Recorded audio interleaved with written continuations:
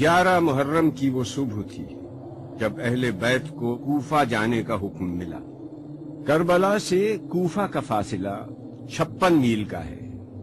یہ فاصلہ بہت سرعت سے طے کیا گیا اور روایت کے مطابق قافلہ 11 محرم کی شام کو کوفہ پہنچ گیا تھا۔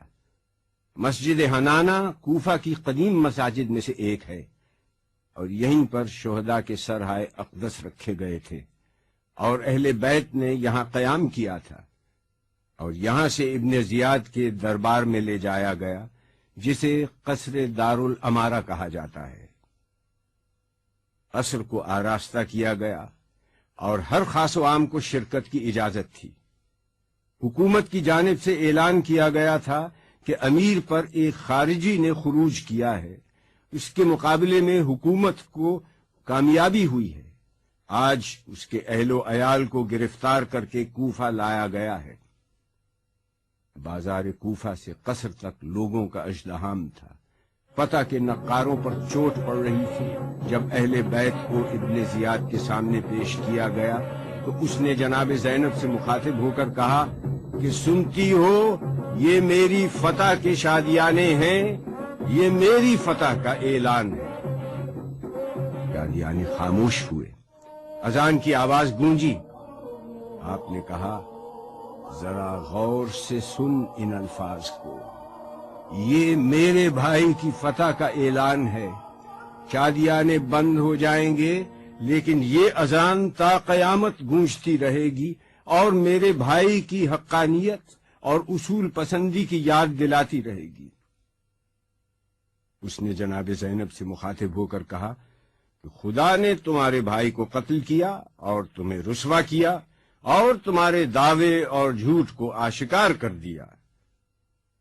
جناب زینب نے اس وقت خطبہ ارشاد فرمایا، شکر ہے خدا کا جس نے ہم کو بزرگی اور کرامت عطا فرمائی، اپنے نبی محمد صلی اللہ علیہ وسلم کی وجہ سے پاک کیا اور ہم کو ہر نجاست و ناپاکی سے جو حق پاک کرنے کا تھا پاک کیا، اور عنقریب فاسق رسوا اور ذلیل ہوگا اور فاجر جھوٹا ہے۔ ابن زیاد نے کہا، تم نے دیکھا کہ خدا نے تمہارے بھائی حسین سے کیا سلوک کیا؟ جناب زینب نے فرمایا کہ میں نے سوائے نیکی اور خیر کے اور کوئی چیز خدا کی جانب سے نہیں دیکھی۔ ہم اہل بیت کے لیے اللہ نے شہادت مقدم فرمائی، وہ لڑے اور شہید ہو گئے۔ تجھے ایک دن خدا کے سامنے جواب دینا ہوگا، اس دن کے لیے تیار ہو جا۔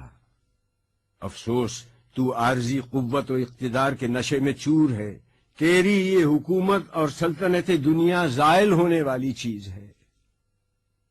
حسینی انقلاب نے کوفے کے اس قصر کو رہتی دنیا تک کے لیے زمین بوس کر دیا جو آج ہماری نظروں کے سامنے ہے۔ مسجد کوفہ اور امام علی کے گھر کے درمیان قصر دارالامارہ وہ جگہ ہے جہاں آج حق و باطل کے درمیان خط فاصل کھینچنے والے دیکھ سکتے ہیں کہ یہ مقام عبرت ہے۔ دنیا میں آج ظالم اور مظلوم کا فرق دیکھنا ہو تو اس سے بہتر کوئی دوسرا منظر پیش نہیں کیا جا سکتا۔ نہج البلاغہ میں امام علی نے کہا ہے کہ حکومت کفر سے کی جا سکتی ہے، ظلم سے نہیں۔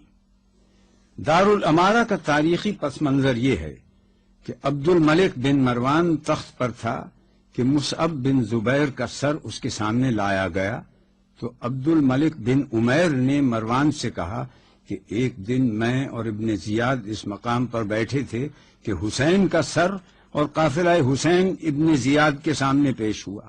پھر ایک دن وہ آیا کہ میں اور مختار ابن عبیدہ ثقفی بیٹھے تھے کہ ابن زیاد کا سر ہمارے سامنے آیا۔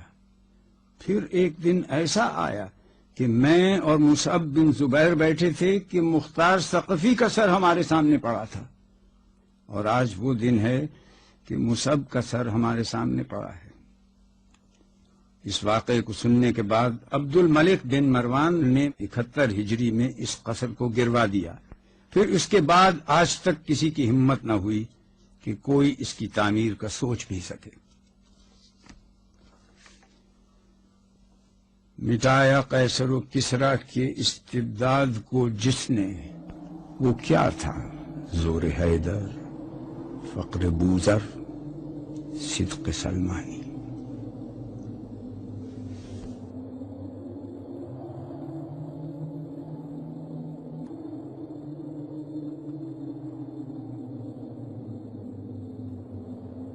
ولید بن عبد الملک نے اسے جامع مسجد اموی کا نام دیا۔ اس سے قبل 61 ہجری میں یہ یزید کا دربار تھا۔ اس کا مجموعی رقبہ 15,000 مربع میٹر ہے۔ مسجد کے وسط میں نبی اللہ حضرت یحییٰ ابن زکریہ کا سر بھی دفن ہے۔ مسجد اموی سے ملحق کھنڈرات کا ڈھیر آج بھی موجود ہے۔ یہ یزید ابن معاویہ کا محل ہے جہاں وہ رہتا تھا۔ ماضی میں ظلم و استبداد کرنے والی حکومتوں اور جابر حکمرانوں کا ذکر اب ان زمین بوس کھنڈرات تک محدود ہے، وہ بھی اس لیے کہ اگر آج دنیا میں کہیں بھی ظلم و جور ہوگا تو ان حکمرانوں کا انجام بھی اس سے مختلف نہیں ہوگا۔ محل سے نزدیک ہی ایک بند گلی میں ویران اجاڑ تہہ خانے میں یزید ابن معاویہ کی قبر ہے۔ ہیں زیر زمین صاحب تخت و علم و تاج، جو صاحب نوبت تھے نشاں ان کے نہیں آج، جو شاہ کے شاہوں سے صدا لیتے رہے باج، وہ باد فنا آپ کفن کے رہے محتاج۔